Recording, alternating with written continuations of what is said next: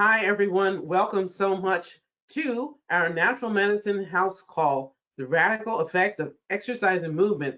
We're doing this webinar series for the Institute for Natural Medicine.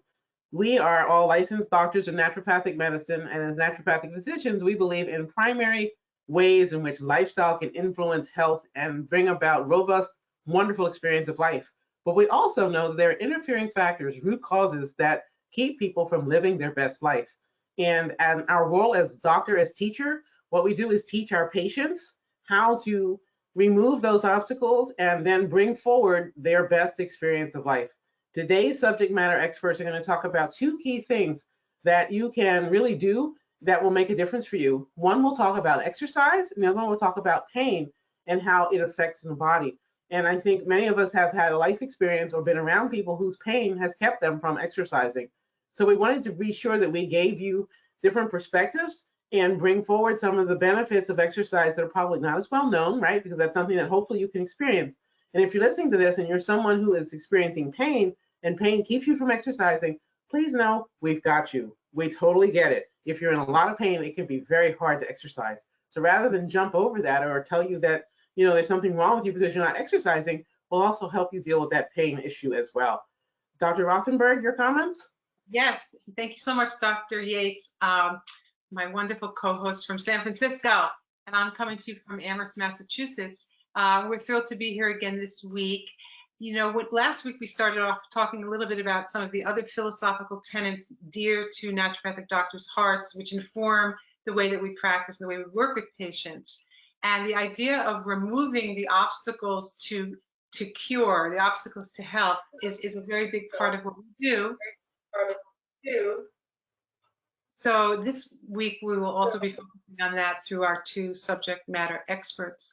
Another piece that is important for us to know about naturopathic doctors is that we work collaboratively with other healthcare providers. So in the realm of exercise and physical therapy and other ways that people might address the physical complaints they have and get in better shape with improved strength, flexibility, and endurance, naturopathic doctors can help guide your way in that, but also work collaboratively with other providers across the medical spectrum.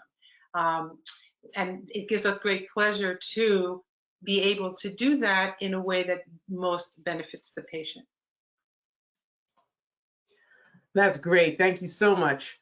So with that in mind, we'd like to welcome today's subject matter expert on exercise, Dr. Michelle Simon, who is both a naturopathic doctor and a PhD.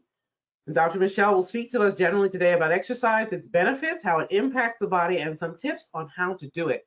Exercise is well known to influence both our genes, our mood, and our weight and our metabolism, all sorts of things.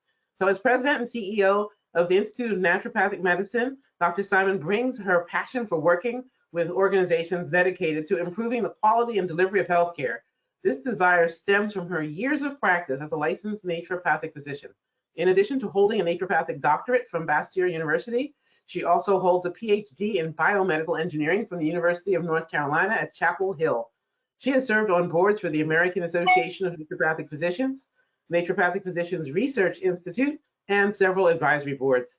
Dr. Simon served for 9 years on the Washington State Health Technology Clinical Committee as ambassador to the Academy of Integrative Health and Medicine, and was recognized as 2018 AANP, American Association of Naturopathic Physicians, Physician of the Year. Congratulations, Dr. Simon, that's wonderful. Dr. Simon also shares with her husband a passion for adventure travel, preferably by boat or motorcycle. She also enjoys teaching a women's off-road motorcycling class, and I love that. All right, woo! Okay. Yes. That's wonderful. All right, Dr. Simon, we can't wait to hear what you have to share with us. Wonderful. Thank you so much. I really appreciate the warm introduction. It was really kind of you to say all that about me. Let me get my presentation started here. Slideshow. Okay. Can you see my screen?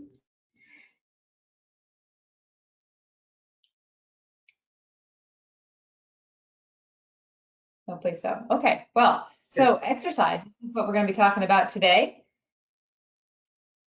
And the goal here is to understand why to do it, how to do it, get inspired about doing it. So my background is that I've been an active person all my life, really. I did gymnastics from age 8 to 18, and I've done sports through college and graduate school. I was a personal trainer all the way through my 4 years of medical school, and I was been really active. And then I realized that when I got to have a real position, a job, I was a doctor, it was a much more sedentary life. And it's been a huge challenge to actually bring exercise back into my life. So I have a lot of compassion for people who feel like they can't do it. And I understand it's a struggle, and it isn't easy. I'm not here to say it's easy. It's not. It's been hard for me as well. So, but I think it's important for us to recognize why we need to put the effort into exercising, however. And there's some really interesting studies that I'm going to bring forth to show like the new research about how it works and why it works. It's probably the oldest form of healthcare, honestly, and it still rivals some of the best of what modern medicine has to offer today. So why do we exercise? Why should we? So you can see that in this little graphic here, that, mobility is a really important thing. We spend a lot of our lives getting mobile. Most of our lives are not so much of a challenge for mobility for most of us, but then we get to a stage, you can see the gentleman here has a cane. He probably has some bone loss and some muscle loss, and mobility is a challenge. It's a direct measure of overall health, honestly. So there's ways to measure this. You can do a 6-second walk at speed, or you can do grip strength, which is a really nice way to assess quickly how fast your body is able to recruit its muscular contractions. So you can do that over a lifespan and get a sense of objectively how your mobility and strength are moving and improving or not. So one of the studies I think we've heard before now is that sitting is the new smoking. And there's some really important research about us being sedentary in our sedentary lives, and it's linked to heart disease, type 2 diabetes, other things like this. We know that it's probably because if you sit for 8 hours straight, then your muscles are not moving, and there's something that happens when your muscles do contract. They actually produce a substance that brings down and breaks down triglycerides, which is a type of fatty acid in your bloodstream. So if you sit for a long period of time, your triglycerides build up, and that's why we think sedentary lifestyles lead to more advanced heart disease, more incidence of that. So I think that's an important thing to understand as we move forward. There are a lot of benefits to exercise, and I'm going to go through a couple of them here. It improves energy, mood, sleep, memory, immune function. It increases your strength and flexibility, increases your bone strength as an osteoporosis. It increases self-confidence, productivity, and lifespan. So I'm going to go through each of these individually and kind of talk about kind of what the research is showing us. But for energy, we know that it's a low intensity exercise, just a small episode of that can help increase levels of mood and energy, like decreased fatigue levels, actually, 20% increase in energy actually after a short 10-minute walk. Like that's a pretty great return on investment for that. For mood, we found that people who exercise, whether it's mild, moderate, or vigorous, they had more pleasant feelings than those who didn't. And in fact, even on the days when they weren't working out, they still had a boost in mood. And on the days that they did, when they worked out a little harder, so they increased their intensity, they found the mood benefit to increase as well. So there's a pretty direct correlation with the benefits you get from the effort that you put into your exercise. For sleep's a huge problem for so many of us, and by strengthening the sleep-wake cycle, which is called the circadian rhythm, we're able to see benefits of depth of sleep and onset of sleep with starting an exercise program. Now the caveat to this is the benefit doesn't fully manifest till about 4 months after starting an exercise program, but it is reliable. So, stay at it and you'll start to see those benefits for sleep. And there's not a lot of things that we can do that help sleep, and it's a super complex part of what we do, but it's an important foundational element for health and healing. In a 2014 study on memory, they found that aerobic exercise, so that's like running, was able to increase the size of the hippocampus, which is an area of the brain that is responsible mainly for memory and learning. And this was particularly done in women who have a recognized risk factor for dementia. So great research on that. Immune function, there was an interesting study that regular exercise helps you prevent certain cancers, particularly breast cancer. And it's interesting because we don't know exactly all of the ways that the immune system helps prevent health issues. So the researchers are hypothesizing that it's perhaps due to the way our bodies reduce the stress-related hormones, and they increase the flushing of like toxins and things out of your body, so improving its function through the lymph. But we're still learning about this. It's pretty ongoing, interesting area of study. And then strength and flexibility, it helps improve muscle strength and muscle mass, particularly as we age. And as we know, having muscle mass increases the amount of calories you burn, even when you're not using your muscles. So it helps your metabolism essentially throughout your week, not just the days that you're exercising. Bone strength, it's one of the things that's been proven to show increases in bone strength for women, particularly that have osteoporosis. So there's a particular kind of exercise, it's called super slow, where you do it's like doing a push-up or doing a bench press, like slowly like this, but you do it at a glacial pace, like really slow, and you max out your ability to do that reps. You're only doing 5 reps or so. This is really tough exercise to do. You need to have a trainer typically for this kind of thing. You're not going to put yourself through it. It's not that much fun, but you only have to do it once a week. And that helps give you better bone density. So it's a good thing for women particularly to engage in. And there's some studies that show that even one episode of exercise will increase your self-confidence, at least your sense of self-confidence, which is pretty great. Productivity, increases in productivity are found for employees that worked out before work or during their work, during like taking a lunch break and actually going for a walk. They feel they performed better on those days, and their mood was actually better, and their sense of perceived stress in the workday was improved, was better. So that's great for not only for the people who are doing that, but also their employers, right? So having a workspace that allows you to do that is an important thing. In studies published in 2012, and they studied more than 650,000 people, and they found that 150 minutes of moderate exercise, so that's only about a half an hour, 5 days a week, allowed people on average of this 650,000 people data set to have 3.4 years of longer life.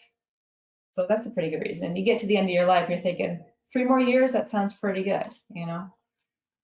So this is one of my favorite studies. This is proving that exercise can be as powerful as medication. And we say that a lot, but there's actually a group of researchers, was a graduate student at the London School of Economics and Political Science, and another doctor, John Ioannidis at the Stanford Prevention Research Center, did a study where they looked at the data already out there on 4 diseases. So it was heart disease, chronic heart failure, stroke, and diabetes. And they picked these 4 diseases because they're the only ones they could find in the research that actually had exercise included as part of the treatment. So they gathered all of these studies together, and there was a lot of them. I think there were 305 studies, and that was over 340,000 people included in all of these studies.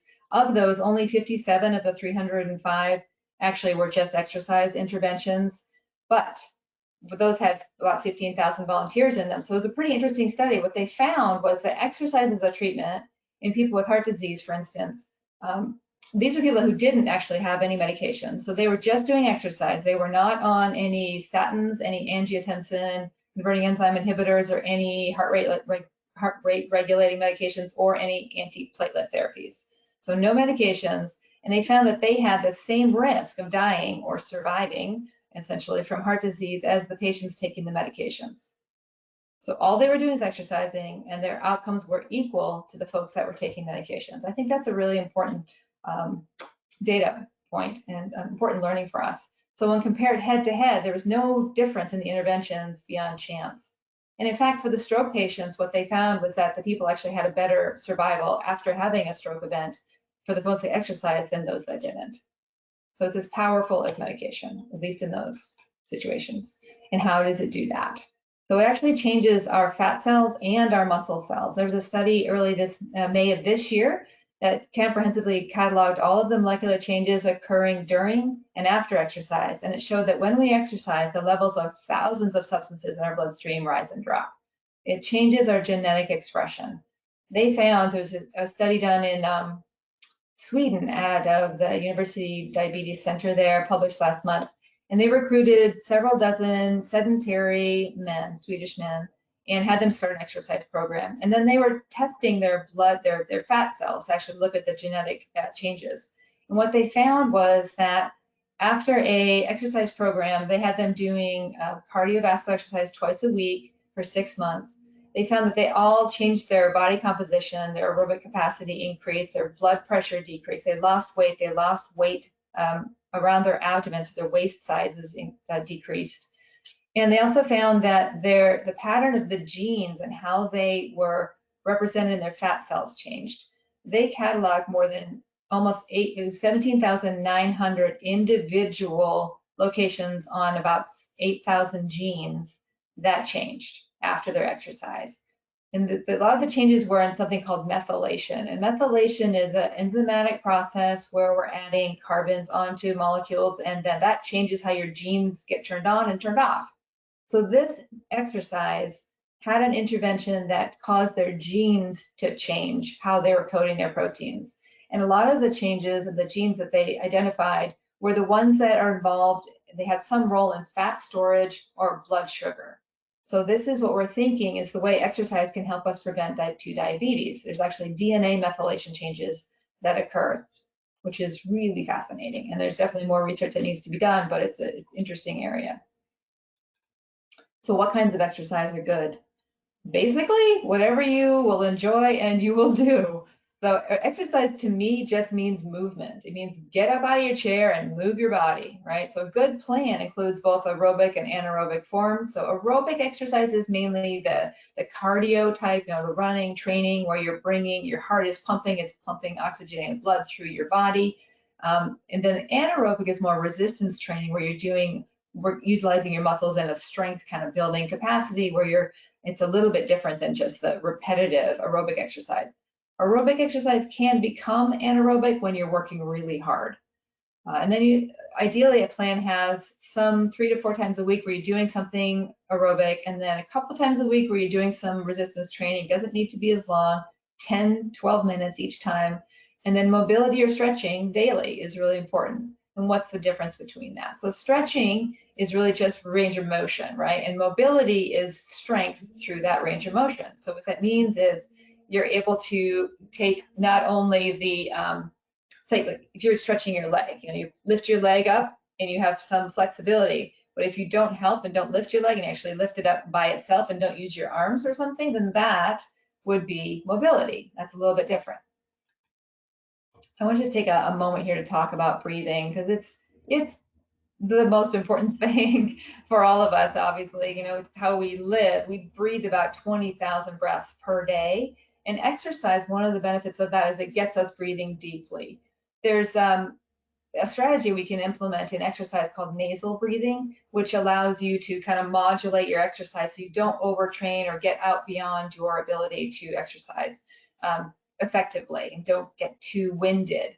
So if you exhale through your nose, it's a much smaller orifice than it is exhaling through your mouth. And so what that does is it causes a little bit of pressure in your lungs, more pressure. So when you exhale, it goes slower. And that is actually, the exhalation is when you do the oxygen exchange of breathing. So this allows us to get more oxygen out of every breath if you use nasal breathing. So it's an important way to do that. This little diagram here you'll see on the screen is a way to do, it's called square breathing. And it's a way to kind of nervous system reset. So let's just all do it together. It kind of helps sometimes to just do a demonstration. So breathe in for 4 seconds. So, and then hold it for 4 seconds. And then breathe out. And then hold that.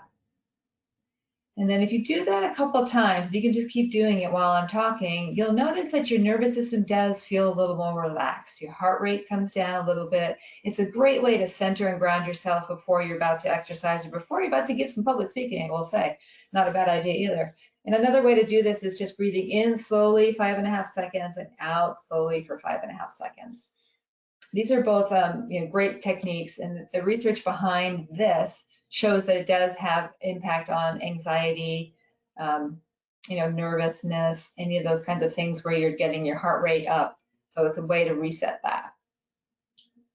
There's a lot of different cultures around the world that recognize this as being important. So the Chinese call the energy qi, the Hindus call the energy prana. It's a part of what yoga therapy includes. There's a lot of focus on breathing in yoga and Ayurvedic medicine.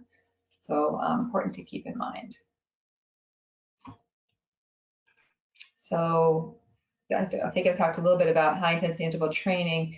It is the most effective and efficient way to exercise. And the great thing about this is that it's super time efficient. And people think it's easier for improving cardiorespiratory fitness versus doing just aerobic exercise.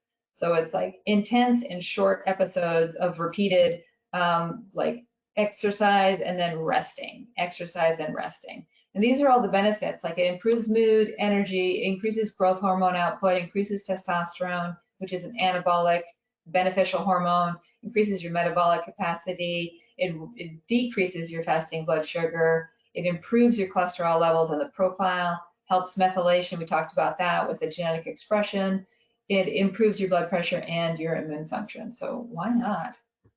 So I'm going to give you a real simple, easy example of how to do high intensity interval training. This is something called Tabata.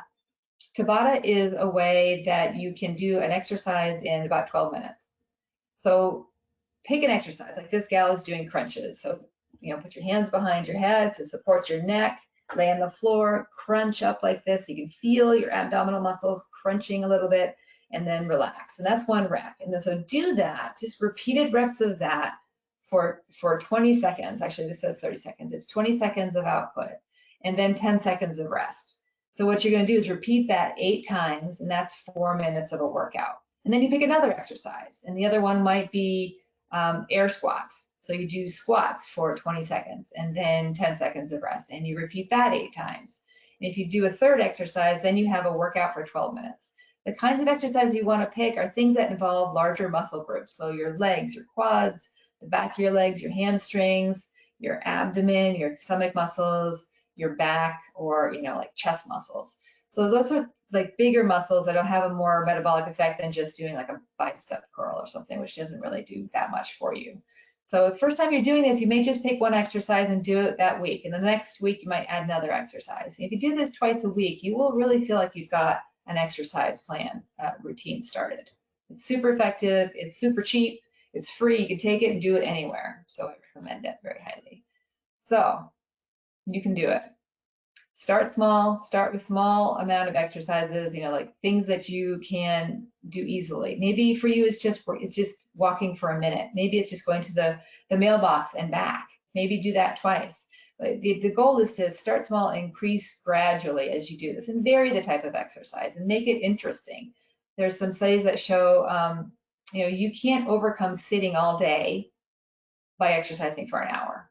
So if you sit for an hour sedentary and then you exercise for an hour or sit for 8 hours like most of us do, in fact, the average American sits for 10 hours a day now, and that was even before the COVID brought us all indoors. But if you sit for that whole amount of time and then exercise for an hour, you're not erasing the effect of the sitting. So you need to get up and do things in the middle of your workday. You can also, as far as types of exercise, you can attach it to activities to your day. So after eating, go for a walk. After dinner, there's a really nice cultural routine or tradition about that in many cultures, that the family goes for a walk after meals. And it's a really great way to lower your blood sugar. There's studies showing that does that. If you go for a walk within 20 minutes of eating, it'll bring your blood sugar down. Lots of folks can manage their blood sugar just doing simple things like that. Or attach it to brushing your teeth.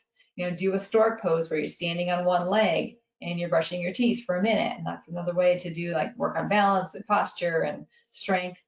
So it's trying to attach it to something and then involve other people in it. So get a group that's doing things together. I think when I was a personal trainer, the most important thing that I provided was accountability. People knew I was going to be there, so they showed up. So do that for each other. Get a walking group, have your family, commit to doing something together so that you all will show up and do it. It should be fun too. You can have music, you can use headphones, you can listen to podcasts, you can do other things, and then track your progress and set some goals. That will actually improve your ability to do this. If you do track your progress, make sure that when you reach your goal, you do celebrate your success. So thank you for your time. Thank you so much, Dr. Simon, for that wonderful, detailed overview of the value and the importance of exercise in getting healthy and staying healthy. I love so many of the little things that you said. First off, just that every little bit helps, and that making a plan is really an important part of creating an exercise routine, and getting support when and if you need it, setting those realistic goals for yourself. I always say to my patients, aim low, aim long. We don't have to conquer, we don't have to conquer it all today. And that celebrating the milestones, I think, is a really great piece too. So thank you so much for your words. Yeah, we're going to pivot now to our next subject matter expert, who I am just so honored to introduce. Dr. Mark Heisig is going to be speaking about pain and its relationship to the body, how we feel pain, and how movement can improve the pain that we have. We know that pain, as Dr. Yates said earlier, gets in the way of people moving. So we're very excited to have Mark with us. Mark is, Dr. Heisig is a naturopathic doctor in Scottsdale, Arizona, who completed his naturopathic degree at Bastyr University in Seattle. His undergraduate education, he studied biomedical sciences and graduated with honors. While in Seattle, Dr. Heisig also completed a postdoctoral training in applied clinical neuroscience. And for him, the integration of naturopathic and functional medicine with a dynamic means for evaluating the nervous system gives him quite a unique approach to interacting with patients and helping them to address their health concerns. The other area of expertise for Dr. Heisig is in the realm of post-concussion syndrome. And he has been working very hard with many patients in Arizona, particularly with athletes and individuals of all ages who have had problems post-concussion. So without further ado, Dr. Mark Heisig. Thank you. Yeah, so first of all, so my undergrad degree was biomedical sciences, but I was actually exercise physiology until my last semester, and they wanted me to take an extra English class, and I was like, not a chance. So I got the fancy biomedical science title. So with that, I loved the exercise talk. Dr. Simon did a great job there. I wanted to add a couple notes because I thought it's interesting that it ties into this as well. With movement being possibly one of the oldest forms of medicine, there was a quote attributed to Hippocrates back in 450 BC saying that a deficiency in movement, the body will fall sick. So I thought that was interesting. And then bringing it to concussion, exercise helps with sleep. Dr. Simon was saying in a matter of months, what we see in the research in concussion and post-concussion is that sleep will improve in a matter of days, 10 days for most people. So exercise is huge across the board. And the reason I wanted to talk about pain and the reason I do pain management with such a heavy focus on concussion is that 50% of patients with concussion will go on to experience some form of chronic pain. And so I'm going to talk about kind of some of the ideas behind why we experience pain when there might not actually be any actual tissue damage remaining. So yeah, so we're going to hop to it.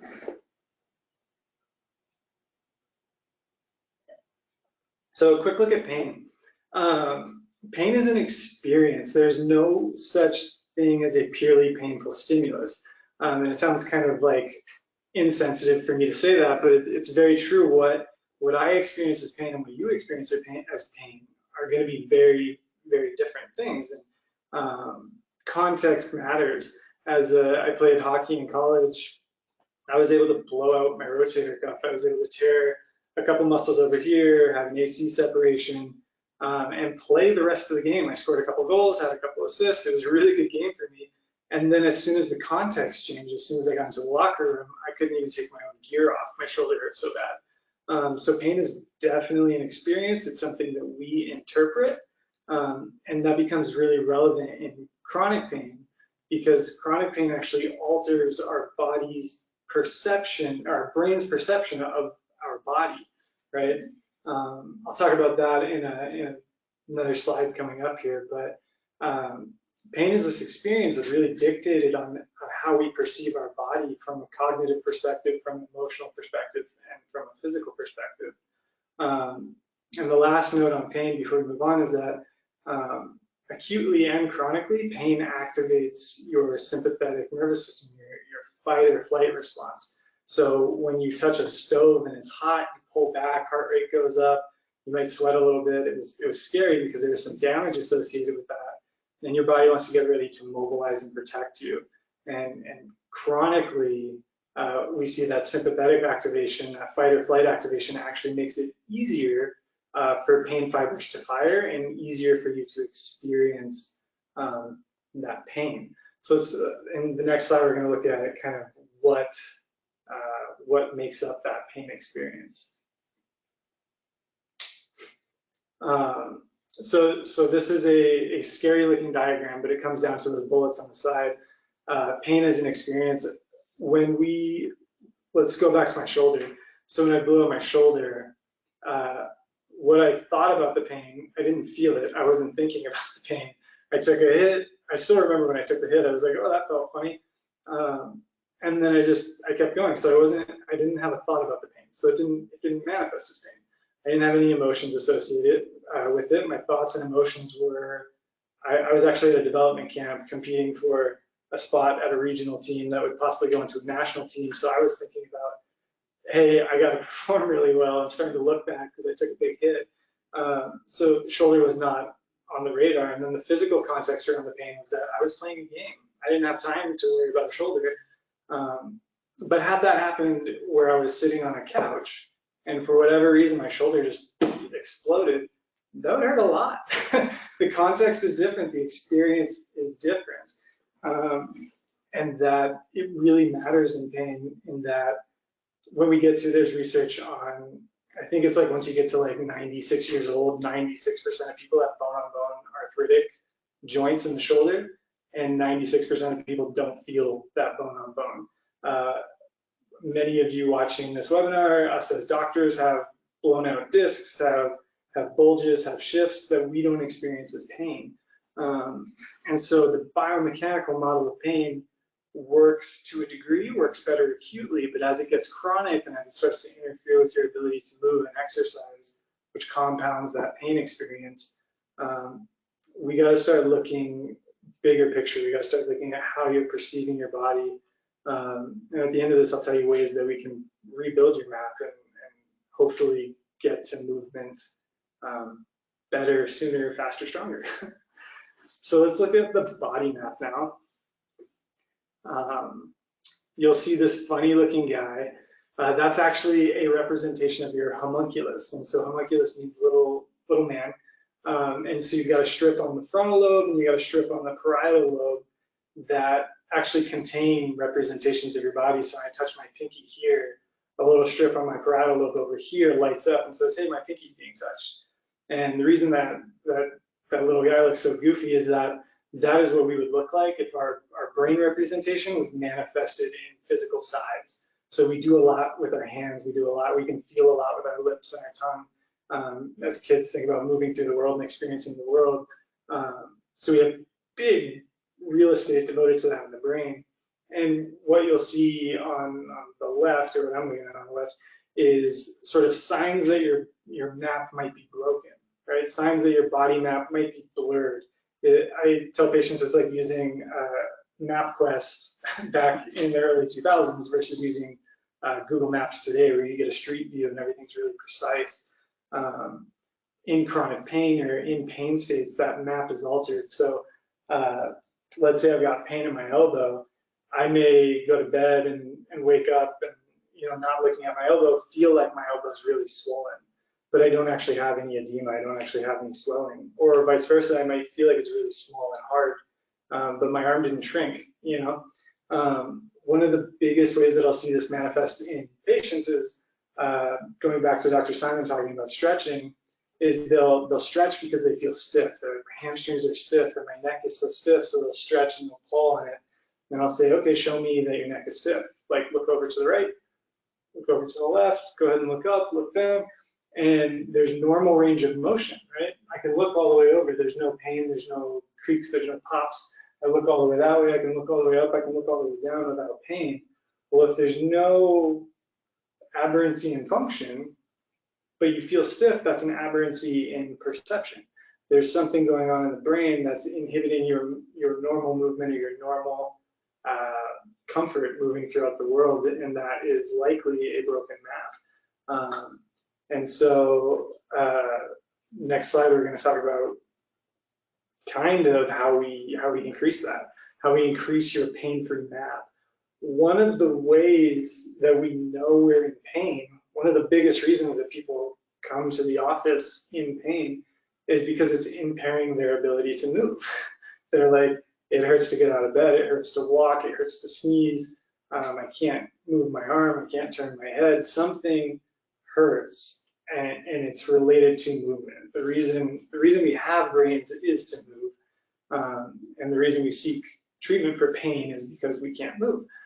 So the goal with pain treatment, and I don't like saying pain management, it's just like a semantic thing.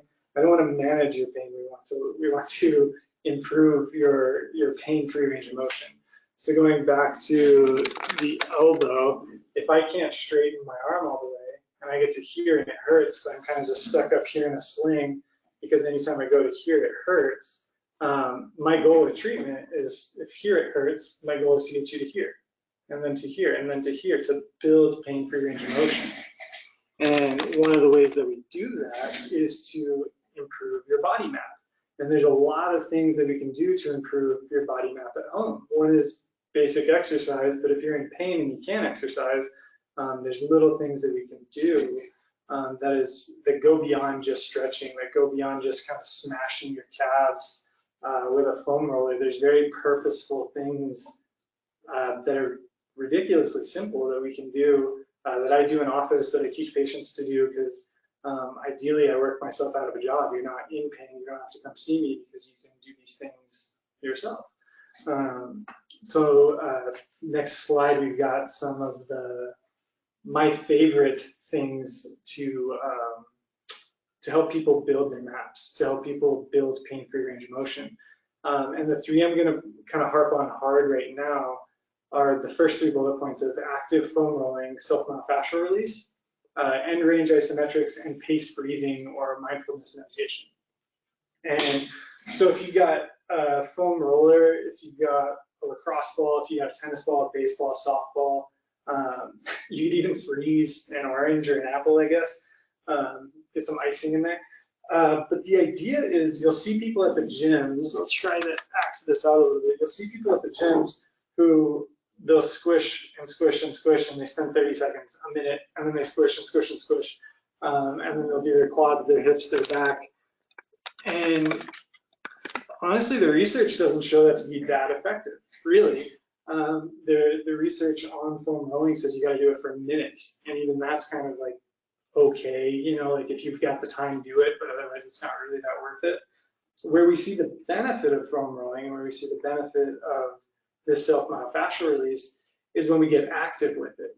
And so one of the things that I really like, there's a statement that Dr. Kelly Strati, the physical therapist, well-known physical therapist, he got this quote from someone else, but it's, this is my body, this is my home, right? And so when you're in pain, your home's kind of compromised, right? The body's kind of compromised. And one of the things you do when you're foam rolling is you kind of lean into these trigger points, you lean into these kind of pain generators, and you say, hey, this is my body, this is my home. You scrub, you get some of that. I should be able to pinch anywhere on your body and lift up your skin like this. That superficial fascia, that superficial connective tissue layer should slide and glide. And if it doesn't slide up here, it's probably not sliding in the muscles, you're probably experiencing some pain. And so we recommend scrubbing, we recommend smashing, we recommend contracting, relaxing, going through range of motion. This can be your calf, it can be your hip, it can be your armpit, it can be your groin, it can be your glutes, it can be your back. The idea is to get active, to scrub, to smash, to breathe. And the way that all of these tie together, these first bullet points, is that if we have pain in a range of motion and it's chronic, there's no open wound, there's no sprain, there's no tear, there's no fracture. If there's no tissue damage, then the experience of pain, especially chronically, it's a useless signal. It's noise. It's something that's interfering with your ability to move, to exercise, to enjoy your life. And one of the ways that we can kind of decrease that noise and decrease that useless signal and turn it into useful movement is by purposefully kind of rewiring our mat. So what that would look like is, if, say I go back to my elbow pain, I've got this swollen elbow, it hurts when I get to here. Well, I'm gonna scrub around. I'm gonna scrub my tricep, I'm gonna scrub my elbow. I'm gonna do stuff in a pain-free range of motion because my elbow doesn't hurt here. It's important to do it in a pain-free range of motion. This is kind of a side note. Neuroplasticity it's a big buzzword recently. We like neuroplasticity. Exercise improves neuroplasticity. This food, this supplement improves neuroplasticity. But plasticity works in both directions. It can work for good things. It can work for gratitude, for focus, for memory, for energy, right? For these good benefits of exercise. But then negative plasticity and bad plasticity also exists in the prime example of pain. If you're feeling pain without actual tissue damage, that's a plasticized kind of grooved pathway of pain that we've got to rewire. We've got to manipulate the plasticity in the other direction. So what this will look like is I've got elbow pain. I kind of scrub, I contract, I relax. If I can't bend my arm out to here, one of the things that you can do with a partner, with a friend, with your doctor, one of the things that I do in the office on my table right here, is we'll say, let's get a good angle here. So I can't straighten my arm past here. It hurts. So what I'll do is I'll bring it back to a pain-free range of motion, and we'll contract in every direction. So forward, backwards, side, side. And so I'll hold and we'll contract for 10 seconds. And then we'll contract, and then we'll contract, and then we'll contract. And we try to just hold this isometric, right? We're not moving. We're pushing against kind of a steady resistance. And then we move it forward. And then we push, push, push, push, push. And then we move it forward. And then we push, push, push, push, push. Move it forward. And what you'll see is you're inching in and towards that pain-free range, or that painful range of motion, but you're moving into it and there's no pain. And what's happening is, this is my body, this is my home. You're getting a command of the joint. So you're getting a command here, command here, command here, command here. That's cool, let's move it. Command, command, command, command. Cool, let's move it. And what you're doing is you're rewiring that map, you're making it safe, you're taking away the threat. You've just mobilized some of the tissues. If there were any fascial adhesions or fascial restrictions or dehydrated tissues, you brought some blood to the area, you brought a safe stimulus to the area, you brought some movement to the area, and then you're bringing in these end range isometrics. The last note with all of this is to breathe while you're doing it. Dr. Simon took some time out beautifully to talk about square breathing, box breathing, nasal breathing. Nasal breathing is huge. I tell all my patients to do it when they're starting exercise. I say, hey, just go for a walk, jog, whatever. Just don't go past, when you're starting out, just don't go past as soon as you need to open your mouth to breathe, take it back a step. When you're foam rolling and you're doing this stuff, it'll help you sort of respect the boundaries between discomfort and pain. I tell patients to expect discomfort. Discomfort is tolerable. It sucks, it's uncomfortable, but it's okay. Pain is visceral, it's emotional, it changes. Like if you're walking out to get a drink of water at night and it's dark and you almost rip your pinky toe off at the coffee table, you're swearing at the coffee table, you're hot, you're angry, right? That acute pain, that acute sympathetic response, that is pain.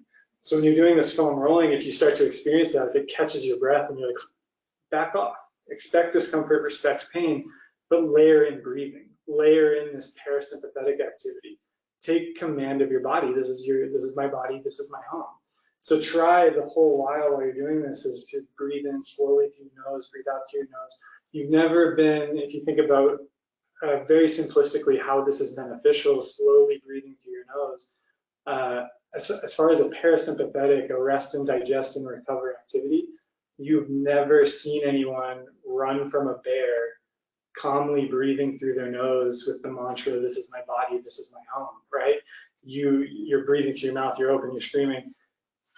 But if you're here and you're trying to rewire that brain, you're trying to rewire that map, whether this is your hip, your elbow, your neck, breathing in nice and slow, 5 seconds in, 5 seconds out, 4 seconds in, 8 seconds out, something smooth, something slow, something through the nose, while you're saying, hey, this is my body, this is my home. Hey, let's scrub, let's restore. I'm getting stuck there. I still can't bend here. Hey, buddy, or use a resistance band. Can you hold, contract, contract, contract, contract, contract, contract, work into that range of motion. Key point is to know that it won't happen overnight. It doesn't happen in one office visit, but it happens a lot faster, and you can get to exercise and you can get to movement. You can improve pain-free range of motion a lot faster when you take into account that pain is an experience that is dependent on accurate perception of your body. And if we can improve that accurate perception, we don't have to drown ourselves in NSAIDs. We don't have to drown ourselves in curcumin. We don't have to drown ourselves in fish oil. While all of those have their place and they're all very helpful, when we're looking at sort of root cause, the root cause is I'm not feeling my body accurately, and I need to find a way to do that. And so these are some of my favorite ways. That last slide after this, I've got some resources for people, but that is kind of it. All right, great. If you would share here, your information is wonderful. Thank you so much, Dr. Heisig, for sharing with us and talking in detail about these things. Pain really is such a complex topic, and people's lived experience is often not really represented in how they're treated and cared for. I say to my patients all the time, we don't have an objective lab test for pain. So if you're in pain, please let us know, but then we need to course correct your treatment. And it might be an integrative plan where we have multiple practitioners to help, or maybe it's something where it can be one-to-one. And teaching people about foam rolling, all those things, those are all so useful. So thank you for making it really clear for the people who've come to visit us on this webinar. So now we're going to field some of our questions that have come in. Let me check my notes here to be sure I've got the right one. Okay, so Dr. Simon, we'll start with you. Here's our first question. Can you share an example of what you mean by exercise having a profound impact on a person? It's always fun to have an example to really translate this kind of knowledge. So I'll give a patient story, one of my patient stories. It was a gentleman who he had recently been divorced. He was an architect, worked a lot. His life was mainly about work and then going home and sleeping. And he came in for a health test because his insurance required it, and he had high triglycerides, high blood pressure, high cholesterol, not doing well. He had liver enzymes were rising. So he was moving on the way towards metabolic syndrome. And I encouraged him that he needed to change some things. Like, let's just start doing some walking. And so he did, and he lived near a park called Discovery Park in Seattle. And so he started walking every day. And he turned out he got a little bored with the walking, so he started to like pick up the pace a little bit, and he started running a little bit. A year later, he got a dog. He had done a marathon. His blood pressure was normal. His triglycerides were back down to the normal range. I mean, this was just a really small intervention, and it was such a profound change that he got his friends doing this too. It was just like it was magical, and I think it was a tough time for him, but he had so many things that really were lasting in his life. It was fun to watch. Nice. That's profound. Very clear, compelling, and it's real. You know, a lot of times people come and they see lab things they don't like, that and the other, their mood's not right, and sometimes just getting moving, just picking one thing. Like, I love that you said the best exercises are the ones that you will enjoy and that you will do. Like, that's what I tell people. Please don't suffer. The world does not need more suffering. All right, Dr. Ottenberg. I really want to echo what Dr. Yates is saying. You know, I think when a patient makes a choice and makes a decision and uses some self-agency to move themselves in a positive direction, whether it's choosing better food or drinking more water or getting consistent exercise, that everything that gets moving in more of a positive spiral. And so small choices that we make and changes that we bring into our lives, I think, can have way broader effect than we'd ever imagine. And many of my patients will say things like, you know, I've become kind of an inspiration to people in my office because they've taken on some of these ideas. Another question we have here, this one for Dr. Heisig, wondering if you have any recommendations for people who are suffering with arthritis, especially of the knee, which gets in the way of their getting some of the aerobic exercises that we've been highlighting in this session. Yeah. So thinking about talking with your naturopathic doctor about diet, supplemental strategies that you can do to kind of modulate the inflammation at the knee. But one thing that we think about with the knee, if you're going to bring in some of these foam rolling strategies, is to not get bogged down in one piece of anatomy. So when we think about the knee, a lot of people think about like runner's knee. I don't know where your pain in particular is, but we think about the front of the knee, so everyone will stretch and smash the quads, and then everyone will try to stretch the hamstrings. One thing to think about is all the attachments there. The calves come up into the knee from the backside. You've got muscles on the front of your shin and the side of your shin that also need love. And those hamstrings don't only need to be stretched, they also need to be squished and smashed. And so one of the ways that I'll do that is literally just sit on the foam roller. So you just sit and then you extend and you rotate and you squish. If you want to be a little bit cruel, a ball a little bit bigger than this, like a softball, just sit on that. That'll get a lot deeper than a foam roller.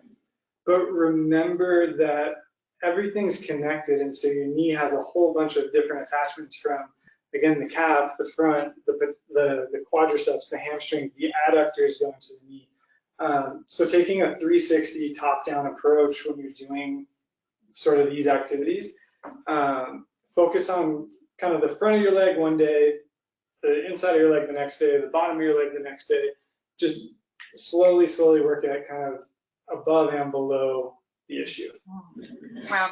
Thank you so much for that insight. And I really feel that it's, in a way, it's a little bit of a microcosm that reflects one of the philosophical, beautiful points of naturopathic medicine, where we're really interested in treating the whole person. So even when you're just talking about one joint, it's really looking at the joint more in context of the rest of the leg and what's around it. It's a bit of a metaphor for one piece of naturopathic medicine. This series has, this is the second of 5 installations. The first one, if you missed it, is available to watch. It was recorded. We had 2 wonderful subject matter experts speaking about the role of diet and nutrition as a core tenet of naturopathic medicine. Of course, this week on exercise, next week at the same time, the same channel, we're looking forward to a conversation around the power of the body-mind connection and bringing in more of the psychology and the role of your own mind in attaining and maintaining your optimal health. So we hope that you will join us then and bring some friends. It's free, it's open to the public, and we're looking forward to seeing you again. Thank you.